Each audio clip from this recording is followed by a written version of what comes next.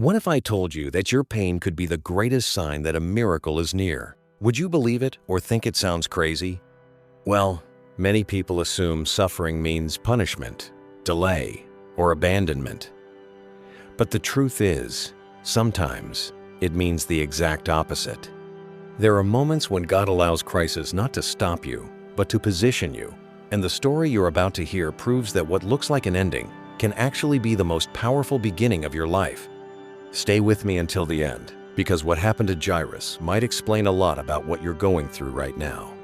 Now tell me, what if the answer you've been praying for was already on its way, but you were about to give up 1 second before it arrived? That's why this message can change how you see your struggles, your waiting, and even your bad news. So subscribe to the channel and turn on notifications, because here you'll learn truths that strengthen your faith and transform your spiritual vision. And pay close attention, because the first lesson begins exactly where most people lose hope. You need to understand something profound about faith before any miracle happens. Jairus' story does not begin with a miracle. It begins with pain.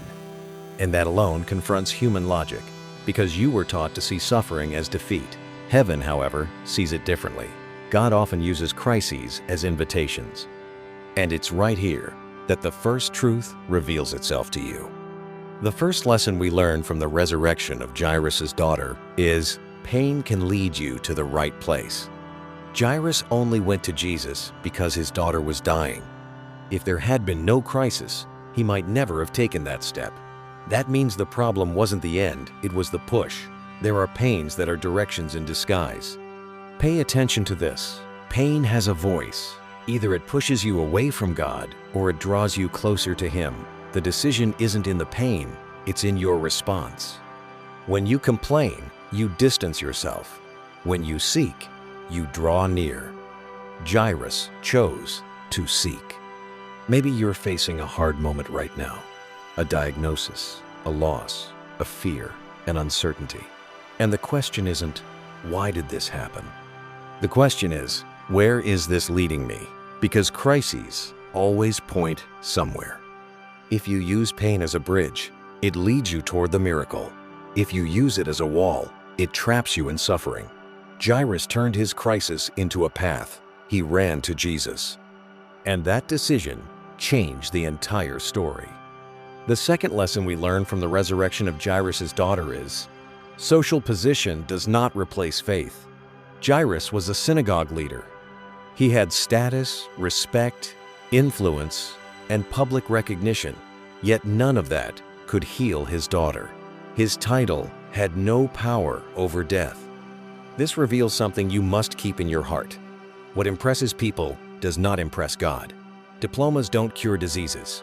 Positions don't drive out fear. Reputation doesn't produce miracles. Only faith does. You may have resources, contacts, and knowledge. Even so, there will be battles none of those things can solve. There are wars that are only won on your knees. That's exactly what Jairus understood. He set aside his title and positioned himself as someone who needed help. And when someone acknowledges their need, something shifts in the spiritual realm. Because sincere dependence activates divine intervention. While self-sufficiency closes doors, faith opens paths. And that's when Jairus took the most powerful step of his life. The third lesson we learn from the resurrection of Jairus' daughter is, true faith humbles itself. The Bible says he fell at Jesus' feet. It wasn't symbolic, it was literal. The leader bowed down. This is powerful, because humility is not a feeling, it's an action. He didn't just believe in Jesus, he surrendered before him. True faith is always accompanied by true surrender. Whoever trusts, yields. Maybe what's missing for you isn't an answer, it's surrender. Because while you try to control everything, nothing changes. But when you place yourself in the right position, heaven begins to move. The posture of a miracle always begins at Jesus' feet. Jairus understood this before seeing any result. He bowed before the answer. He believed before the sign. And right here, his faith begins to enter a new phase, because after someone decides to trust, situations inevitably arise. That test that trust. You need to realize that true faith is not tested when everything is flowing smoothly, but when something interrupts the journey. Jairus was already walking with Jesus toward his house, and that seemed like the perfect setting for an immediate miracle. But suddenly, an unexpected interruption appears. Jesus stops. The crowd presses in. Time passes, and when time passes in urgent moments, the heart begins to race.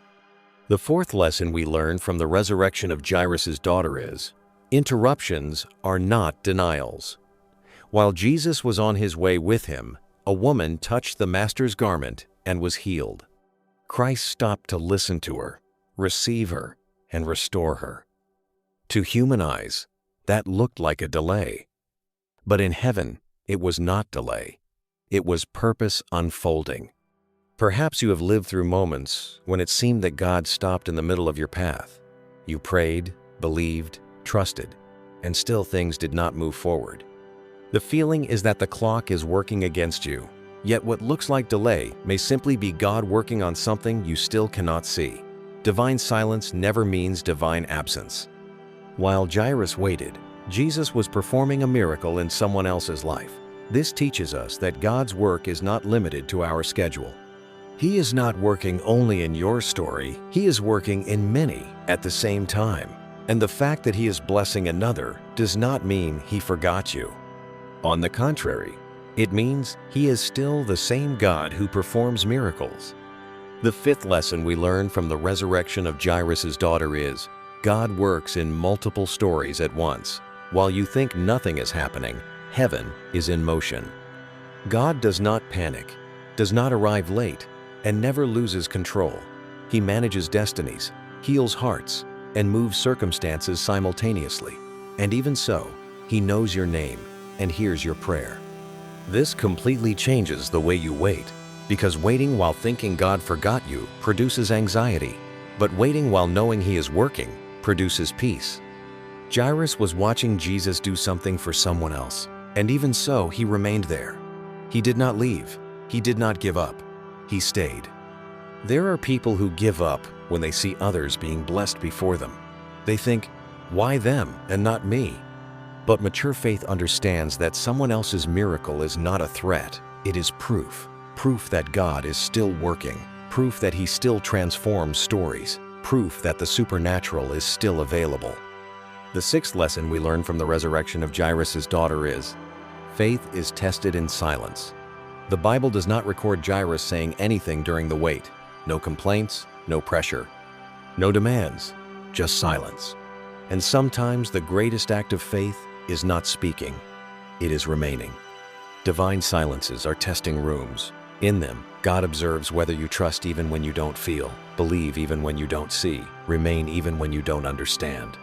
Because faith that only exists when everything goes well is not faith, it is convenience. True faith withstands silence.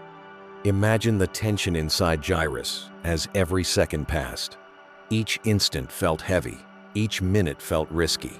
Even so, he stayed. And remaining when everything inside you wants to leave is one of the greatest evidences of spiritual trust. Staying is saying without words, I still believe. There is a level of trust that is only born in waiting. It is there that character is strengthened, confidence is purified, and dependence is deepened. God does not waste waiting. He uses waiting as a tool. And whoever understands this stops fighting time and begins resting in God. Jairus did not yet know it, but that pause on the road was preparing the stage for something even greater than he imagined. Because when faith remains firm during delay, it becomes strong enough to face unexpected news. And that is exactly what appears next in the story.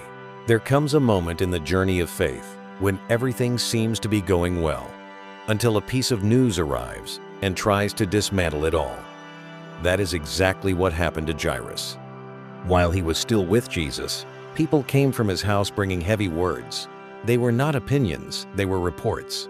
They were not guesses, they were human facts. And human facts, when not filtered through faith, can feel like final sentences.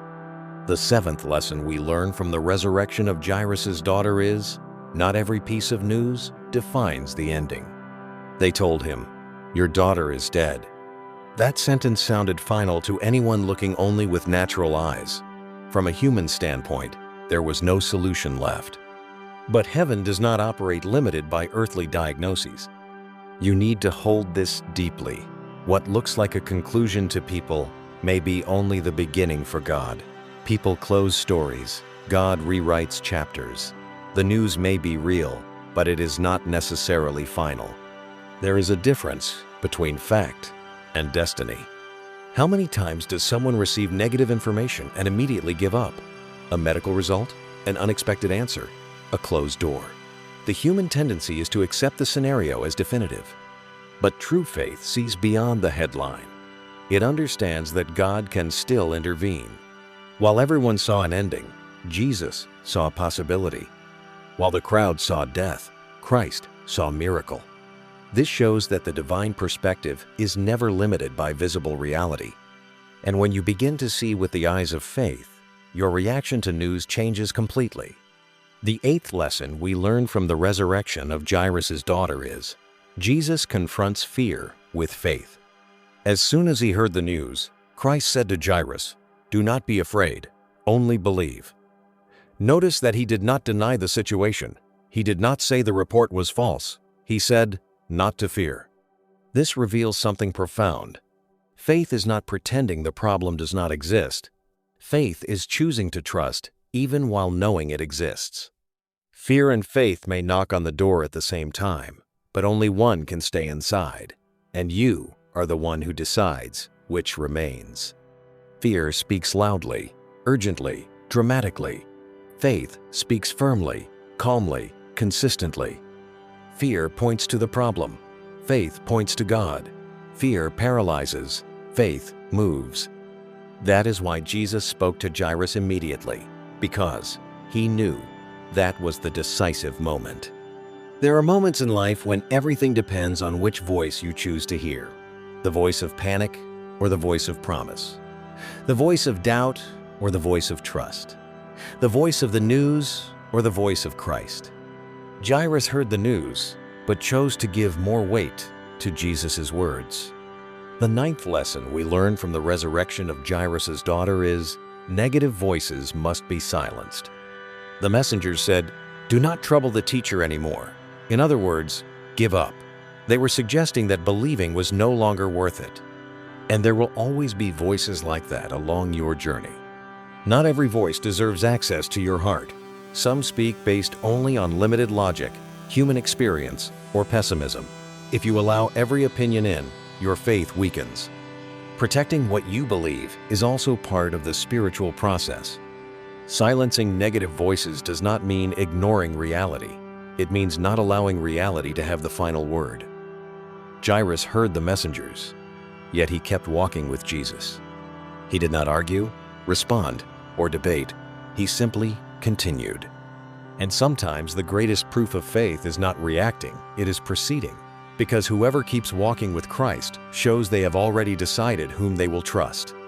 Jairus moved forward, even with the news echoing in his mind, not knowing that his next steps would take him into a place where the impossible would be directly confronted.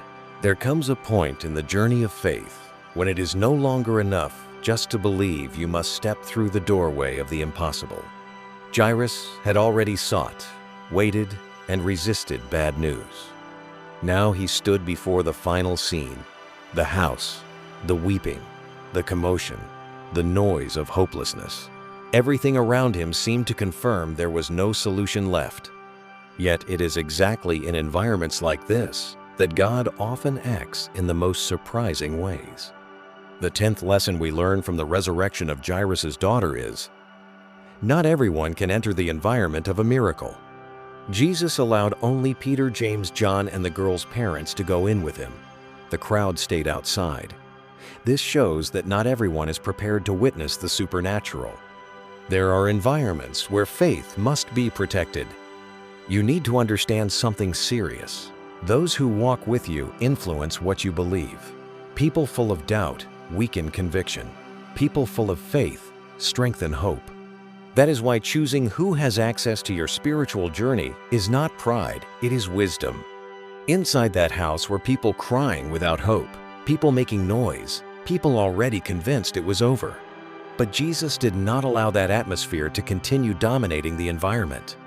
Collective unbelief can suffocate spiritual expectation, and faith needs space to breathe. There are moments when God removes certain voices from around you, not as punishment, but as protection. Not everyone needs to be present in every phase of your life. There are stages that are intimate, sacred, and too spiritual for spectators, and that is exactly what happened there. The 11th lesson we learn from the resurrection of Jairus' daughter is, for Jesus, death is not the end. When he entered the room, he said the girl was not dead, but sleeping. To human ears that sounded absurd, so much so that some laughed. Natural logic always laughs before the miracle happens.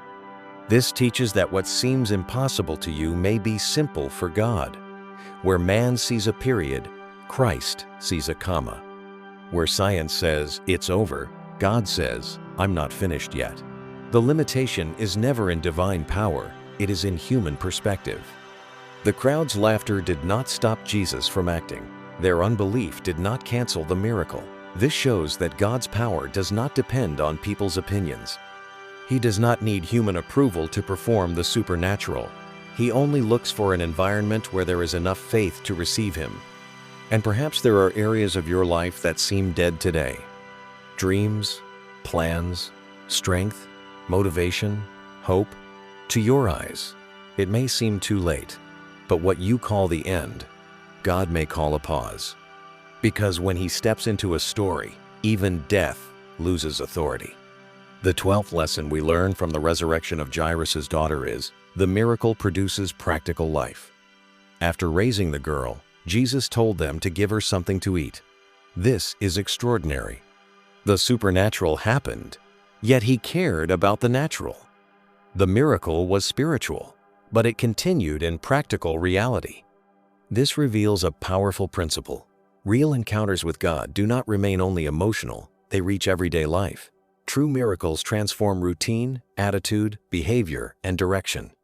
It is not just feeling something strong in a moment, it is living differently afterward. The girl did not just revive, she returned to life. She went back to eating, walking, speaking, existing. The divine work was not symbolic, it was real. And when God acts, he does not do it halfway. What he touches truly lives. And here is something you must keep. When faith passes through pain, waiting, and testing, it becomes able to witness what few will see. Because the miracle does not happen at the beginning of the journey. It happens after someone decides to keep believing until the end. If you made it this far, it wasn't by accident. Something inside you was touched by this journey. Maybe a sentence, a lesson, a specific moment stirred something deep within you. Jairus' story is not just an ancient account, it is a spiritual mirror. It shows that pain can draw you closer, that waiting can strengthen you, that news can test you, and that miracles can surprise you. The question now isn't what happened to Jairus, it's what is happening inside you. Maybe today you realize you need to take the same step he took, to turn your heart back to God. Not tomorrow, not when everything improves, not when answers appear, but now.